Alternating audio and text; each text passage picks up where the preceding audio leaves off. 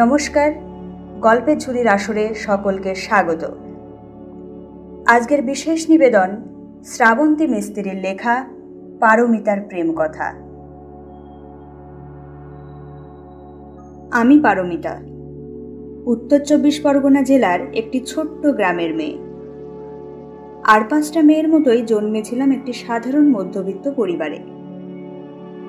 পরিবারের অভাবের সঙ্গে সংগ্রাম করে কোনো রকমে চলছিল আমাদের ৪ জনের সংসার। বাবার ছিল লেখাপড়ার প্রতি গভীর টান, তাই নিজের অসফল স্বপ্নগুলোকে সত্যি করতে চেয়েছিলেন আমাদের ২ ভাই বোনকে উচ্চশিক্ষিত করে। লেখাপড়ায় আমরা খুব মেধাবী না হলেও খুব খারাপও ছিলাম না। বাবা নিজের জমিতে চাষবাস আর অন্যের জমিতে দিনমজুর খেটে হাসি মুখেই আমাদের সব প্রয়োজন মেটাতেন।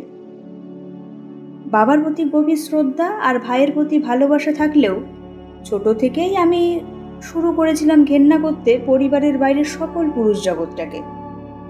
আর তার উপযুক্ত কারণও ছিল অবশ্য। বয়স তখন ৭ কি ৮। গ্রামের প্রাইমারি স্কুলের ক্লাস 3-র ছাত্রী তখন। কাজ বলতে শুধু পড়াশোনা আর মাকে বাড়ির কাজে অল্প বিস্তর সাহায্য করা। এই শিশু বয়সেই এক মানুষরূপী রাক্ষসের কুদৃষ্টি পড়ে আমার উপর। লোকটার কেউ নয়, বাবার বন্ধু দীপক কাকা। বেটে কালো মোটাসোটাই লোকটাকে একদমই ভালো লাগতো না আমার। না, ওর চেহারার জন্য নয়, ওর আচরণের জন্য। লোকটা প্রায়ই আসতো আমাদের বাড়িতে রাতে, মাঝে মধ্যে খাবারও খেত আমাদের সাথে। আমাদের পরিবারের সাথে ভালোই সম্পর্ক ছিল ওর। একদিন রাতে মায়ের দরকার পড়ল লঙ্কার। সেদিন বাড়িতে ওই লোকটাও ছিল। মায়ের তৈরি লঙ্কা গাছগুলো ছিল বাড়ির পেছনের বাগানে। লোকটা মাকে বলল যে আমার সাথে যাবে। মাও সম্মতি দিল। তখন কারেন্ট এসে পৌঁছয়নি। গ্রামে ল্যাম্পই একমাত্র ভরসা। আর বাড়ির পেছনের জঙ্গলটাতে তখন ছিল শেয়ালের উৎপাত। লোকটাই এই সুযোগটাই খুঁজছিল, তখনও বুঝিনি। আমি লঙ্কা তোলার পর বাড়ি ফিরতে যাব, হঠাৎ লোকটা হাতের ল্যাম্পটা নিভিয়ে জড়িয়ে ধরে কোলের তুলে ঠোঁটে চুমু খেতে শুরু করলো আমার। বিস্ময়ে দম আটকে এলো আমার। কান্না দলা পাকিয়ে এলো গলার কাছে। কিন্তু কিছু বলতে পারলাম না কাউকে ভয়ে। একদিন লোকটা আমাকে বলল, তোকে বিয়ে করব আমি। ভয়ে শিউরে উঠলাম আমি। লোকটার বয়সে ছিল আমার মায়ের চেয়েও বড়। লোকটার সাথে মাঝে মাঝেই আমাকে পাঠাতো দরকার হলে কিছু আনতে। আমি যেতে চাইতাম না, কিন্তু বাবা মা কারণটা কখনো স্বপ্নেও কল্পনা করতে পারেনি, তাই বাধ্য হয়েই আমাকে যেতে হতো। আর ওই লোকটাও এই সুযোগটাকেই কাজে লাগাতো। একটা শিশুর উপর তার যৌন খিদে মেটাতে ব্যস্ত হয়ে পড়ত। লোকটার ভয় ছিল, তাই নানা রকম ভাবে ভয় দেখাতো আমাকে। সে নাকি বাবাকে অনেক সাহায্য করে, তা না হলে আমার পড়াশোনাটাই নাকি বন্ধ হয়ে যাবে। বাবা লোকটাকে ভালোবাসতো, তার পরিবারের কেউ ছিল না আর তাই নিজের ভাইয়ের মতন। কিন্তু তার মধ্যে থাকা হিংস্র মানুষটার খোঁজ পাইনি কখনো। তখন ক্লাস 4। একদিন দুপুরে স্কুল থেকে ফিরছি শর্টকাট হিসেবে বাগানের মধ্যে দিয়ে বাড়িতে। হঠাৎ এক পুরুষ জাতির কলঙ্ক পাড়ার এক দাদা জড়িয়ে ধরল আষ্টে পিষ্টে। ভয়ে গলা কাট, চিৎকার করলেও শোনার কেউ নেই সেখানে। কিছুক্ষণ মিনতি করলাম।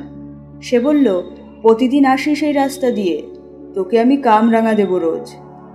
হঠাৎ কি মনে হলো, জোর কামড় দিলাম ওর হাতে। হাঁপাতে হাঁপাতে বাড়ি ঢুকলাম কোনো রকমে। এইভাবে আতঙ্ক নিয়ে বেড়ে উঠছিলাম আমি। একদিন দেখলাম বাজারে জাদু খেলা দেখানো হচ্ছে, গেলাম দেখতে। কিন্তু সেখানেও নিস্তার নেই। এক দাদুর বয়সী মানুষ ভিড়ের মধ্যে শরীরে খারাপভাবে হাত দিতে লাগলো। দৌড়ে পালালাম সেখান থেকে। বছর ৩ পর দীপক কাকার সাথে কোনো কারণে বাবার কথা কাটাকাটি হলো। বাবা ওকে বাড়িতে আসতে নিষেধ করলেন। শান্তি পেলাম আমি। ঈশ্বরকে ধন্যবাদ জানানোর সেই মুহূর্তে ভুলে গেলাম আমার ভোলে বাবাও একজন পুরুষ। এরপর থেকে সব সময় দূরে দূরে থাকতাম ছেলেদের থেকে, বিশ্বাস হারিয়ে গেছিল তাদের উপর। আস্তে আস্তে বড় হতে লাগলাম। আমি নবম শ্রেণী উত্তীর্ণ হলাম। সব বান্ধবীদের মনে তখন প্রেমের জোয়ার, আর আমার মনে তীব্র ঘৃণা। জীবনে কখনো ভাবিনি আমার জীবনে প্রেম আসবে, কিন্তু আমার জীবনেও প্রেম এলো অপ্রত্যাশিতভাবে। দশম শ্রেণী তখন, প্রচুর চাপ, নিয়মমাফিক গল্পের বই পড়া বন্ধ, মায়ের হাতে কাজও বন্ধ, শুধু পড়া আর পড়া। এটা জীবনের প্রথম বড় পরীক্ষা যে ভালো রেজাল্ট করতেই হবে আমাকে। একটা কোচিং সেন্টারে পড়তাম তখন। সেখানেই পেলাম প্রথম প্রেমের প্রস্তাব। না বললাম জোরের সাথে। নিজের পড়াশোনা নিয়েই ব্যস্ত হয়ে পড়লাম, কিন্তু সে এত সহজে এটা মেনে নেওয়া ছেলে নয়। নানাভাবে জোর করতে লাগলো আমায়। শেষে আত্মহত্যার সিদ্ধান্ত জানিয়ে দিল। ভয় পেলাম আমি, মেনে নিতে থাকলাম সব আস্তে আস্তে। সেই চরম ঘৃণ্য পুরুষ জাতির সদস্য, তাকে প্রথমবার মন দিলাম, ভালোবেসে ফেললাম তাকে। 1 বছর কাটল। দূরের স্কুলে বিজ্ঞান বিভাগ নিয়ে ভর্তি হলাম আমি। থাকতে শুরু করলাম সেখানকার হোস্টেলে। দেখা নেই, কথা নেই, কিন্তু তাকেই ভালোবেসে গেলাম আমি।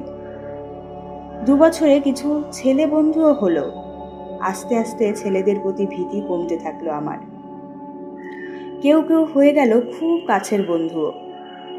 2 বছর কাটলো। উচ্চ মাধ্যমিক দিলাম, উত্তীর্ণ হয়ে ভর্তি হলাম শহরের নামী একটা কলেজে। পড়াশোনা চালাতে যা খরচ, হস্টেলের খরচ চালানো বাবার পক্ষে সম্ভব হলো না। তাই রোজ যেতাম শহরের কলেজে ট্রেনে চড়ে। খবর পেলাম আমার প্রেমিক ফেল করে গেছে উচ্চ মাধ্যমিকে।